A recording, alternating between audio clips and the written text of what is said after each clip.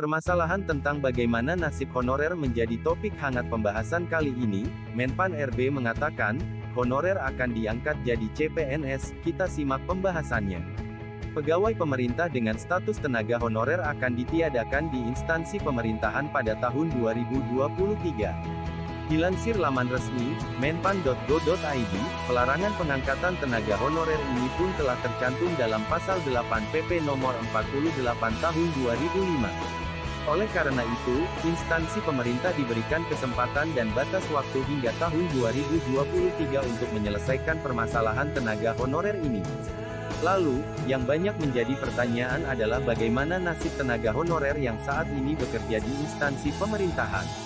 PLT Kepala Biro Hukum, Komunikasi, dan Informasi Publik Kemenpan RB, Muhammad Aferous, mengatakan tenaga honorer yang sudah bekerja di instansi pemerintahan akan diangkat menjadi CPNS.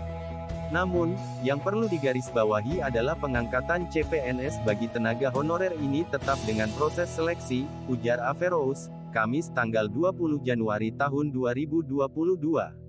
Pengangkatan tenaga honorer bagi CPNS ini akan diprioritaskan bagi guru, tenaga kesehatan, tenaga penyuluh pertanian perikanan peternakan, tenaga teknis yang sangat dibutuhkan pemerintah. Instansi yang masih merekrut tenaga honorer bakal dikenakan sanksi.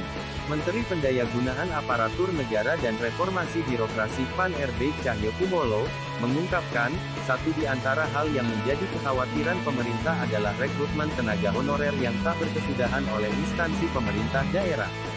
Padahal, dalam Pasal 8 PP Nomor 48 Tahun 2005 tentang pelarangan perekrutan tenaga honorer, instansi pemerintah, secara jelas telah dilarang untuk merekrut tenaga honorer.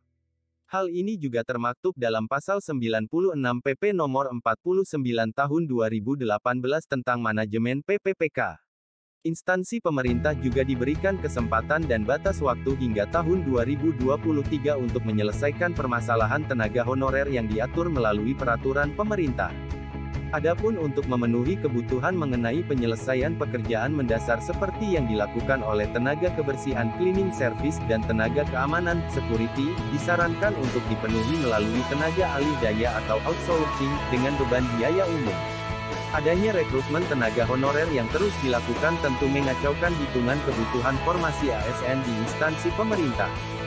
Hal ini juga membuat permasalahan tenaga honorer menjadi tidak berkesudahan hingga saat ini. Oleh karenanya, diperlukan kesepahaman ataupun sanksi bagi instansi yang masih merekrut tenaga honorer, kata Cahyo dalam keterangannya, Selasa tanggal 18 Januari tahun 2022.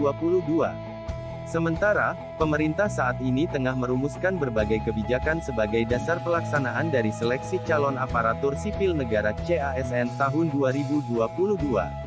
Cahyo pun menyampaikan bahwa di tahun 2022 ini, pemerintah hanya akan merekrut pegawai pemerintah dengan perjanjian kerja PPPK.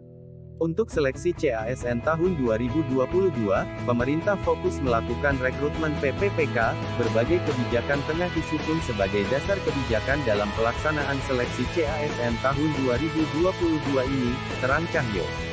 Semoga informasi ini bermanfaat dan dapat menambah pengetahuan. Terus dukung channel ini dengan cara like, komen dan subscribe, agar channel ini semakin berkembang, serta selalu memberikan informasi-informasi terbaru.